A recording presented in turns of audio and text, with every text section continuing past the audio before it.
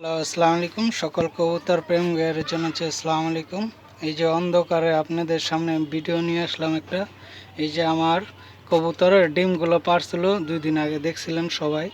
এই যে দেখেন একটা ডিম নষ্ট হয়েছে, আর এই যে একটা মাদি, এই যে গড়া নটটা। কি কার কি কারণে জানি হঠাৎ করে আর কি ডিমগুলো নষ্ট হয়ে গেল। তো আজকে আর কি করব, দুঃখের বিষয়, অনেক কষ্ট অনেক সাধনার ডিম। তো এই ডিমগুলো এই যে দেখতেছেন কিভাবে ভেঙে ফেলাইছে। এই যে এই জোড়াটা, তো আবার বিশেষ করে জোড়াটা আলাদা করে দেবো।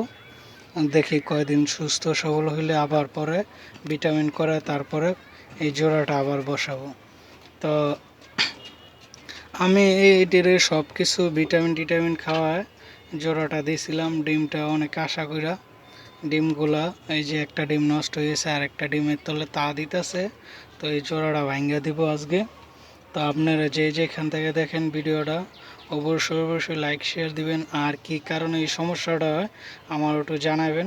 সকলে ভালো থাকবেন এই কামনা করি, আর 5 ওয়াক্ত নামাজ পড়বেন।